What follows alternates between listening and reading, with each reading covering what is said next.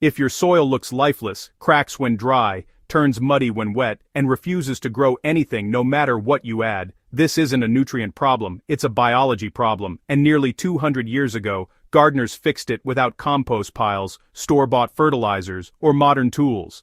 This forgotten soil method doesn't feed plants first, it wakes the soil itself, and once the soil wakes up, everything grows differently. Let's get straight into it.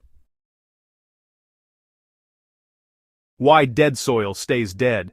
Dead soil isn't empty, it's silent. The microbes are gone, the fungi networks are broken, water runs through instead of soaking in, roots suffocate instead of spreading. You can add fertilizer all day and nothing changes because fertilizer feeds plants directly, not the living system that keeps soil alive. Gardeners in the 1800s understood something we forgot. Soil isn't dirt, it's a living engine, and engines don't run without ignition. The forgotten 1800s method. Long before bagged compost existed, gardeners used what was called soil infusion. It wasn't composting, it wasn't tilling, it was a liquid biological awakening. They took partially decomposed forest material, soaked it in water and poured life back into tired ground. This wasn't about nutrients, it was about reintroducing microbes, fungi, enzymes, and organic acids directly into the soil profile where roots actually live. This method worked because it copied nature instead of fighting it. Forest floors don't get dug, they get infused. Rain pulls biology downward, roots follow, soil transforms. What actually wakes the soil? The power of this method isn't the leaves, it's the microorganisms living on them. Old forest material carries bacteria that unlock minerals, fungi that rebuild soil structure, and protozoa that regulate nutrient flow.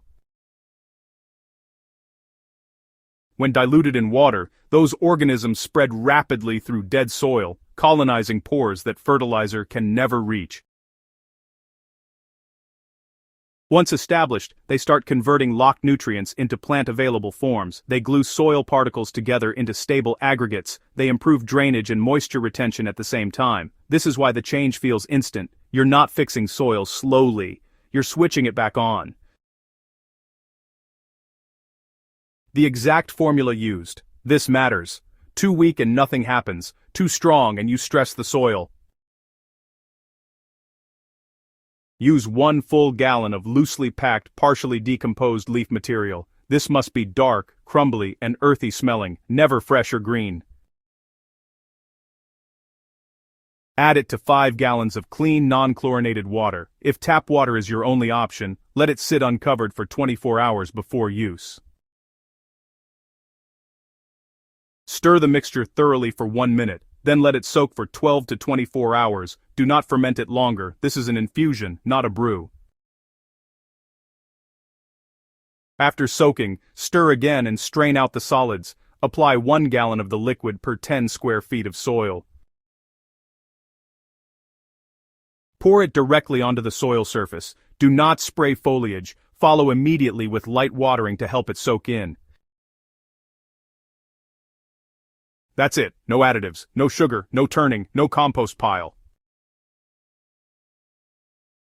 So, why is water the real carrier? Well, water isn't just about dilution here, it's actually about transport.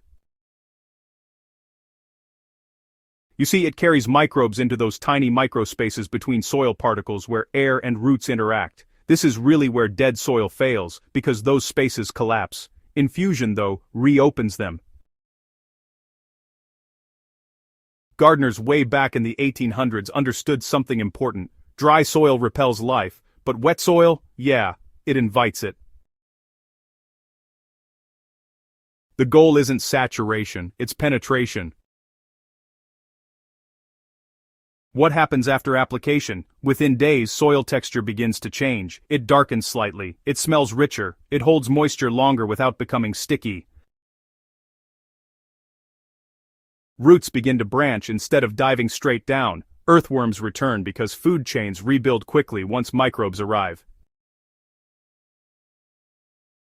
Plants respond not by growing taller immediately but by thickening stems, deepening leaf color, and increasing resilience.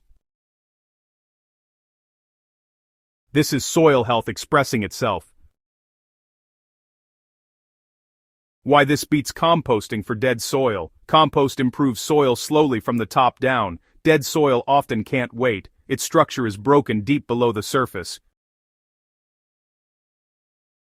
Infusion moves biology downward immediately. Compost feeds later. Infusion rebuilds first. This is why old gardeners used both but always started with infusion. They woke the soil before they fed it. How often to use it? Apply once at the start of the growing season. For severely damaged soil, repeat after 4 weeks. More is not better.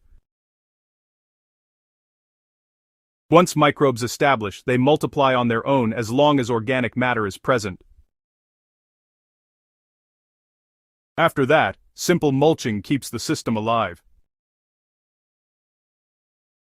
Common mistakes that ruin results include, well, using fresh leaves, which introduces decay instead of life. Over-soaking creates anaerobic conditions that harm roots.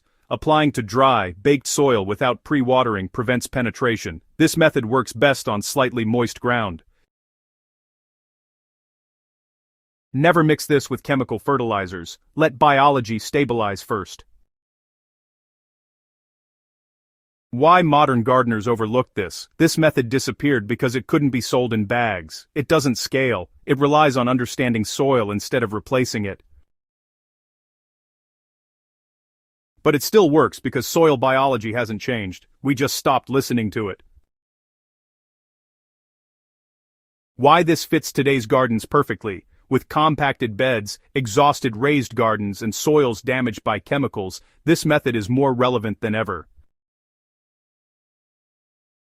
It doesn't mask problems, it reverses them. So, closing thoughts. If your garden feels stuck no matter what you try, don't add more. Awaken what's already there. This 1800 soil method isn't a trick, it's a reset. And once you see how alive your soil becomes, you'll never treat it like dirt again. If this helped you see soil differently, subscribe to Soilsage Chronicles for more forgotten wisdom that still works today. Share this with another gardener whose soil needs waking up. The ground remembers what we forgot.